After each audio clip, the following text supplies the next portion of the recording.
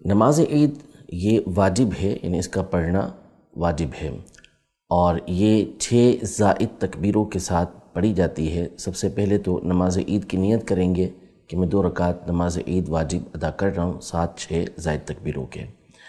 اللہ اکبر کہنا ہے، امام صاحب اللہ اکبر کہیں گے، قریبی اللہ اکبر کہے گا، ہاتھ اٹھا کر اس نے باندھ لینے ہیں، اور اس میں ثنا جو ہم عام روٹین کے اندر نماز میں پڑھتے ہیں وہ ثنا سب نے پڑھنی ہے، امام صاحب بھی پڑھیں گے اور مقتدی بھی پڑھیں گے۔ پھر اس کے بعد تکبیر کہی جائے گی، اللہ اکبر کہہ کے ہاتھ اٹھانے ہیں اور ہاتھ چھوڑ دینے ہیں۔ پھر تکبیر کہی جائے گی تو ہاتھ اٹھانے ہیں اور چھوڑ دینے ہیں۔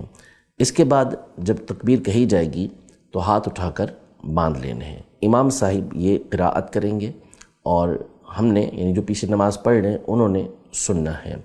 قراءت کرنے کے بعد جیسے روٹین کے مطابق رکعت پوری کی جاتی ہے، رکوع کیا جاتا ہے، قومہ کیا جاتا ہے، سجدے میں جایا جاتا ہے، اسی طرح اسے مکمل کیا جائے گا، اور دوسری رکعت کی ابتدا کی جائے گی۔ تو دوسری رکعت میں امام صاحب قراءت سے ہی ابتدا کریں گے۔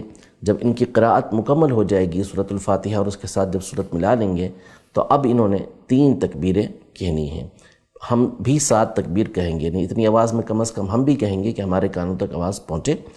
اللہ اکبر کہہ کے ہاتھ اٹھانا ہے اور اسے چھوڑ دینا ہے۔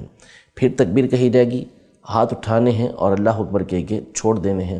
پھر تکبیر کہی جائے گی، ہاتھ اٹھانے ہیں، اللہ اکبر کہہ کے چھوڑ دینا ہے۔ تینوں تکبیروں میں ہاتھ اٹھانا ہے اور ہاتھ اٹھا کر چھوڑ دینا ہے۔ چوتھی تکبیر کہی جائے گی، اس میں رکوع میں چلا جانا ہے، اور پھر اس کے بعد جیسے روٹین کے مطابق رکعت پوری کی جاتی ہے ویسے ہی رکعت پوری کی جائے گی۔ تو یوں یہ 2 رکعتیں عید کی مکمل کی جائیں گی۔ یہ نماز عید کا طریقہ کار ہے۔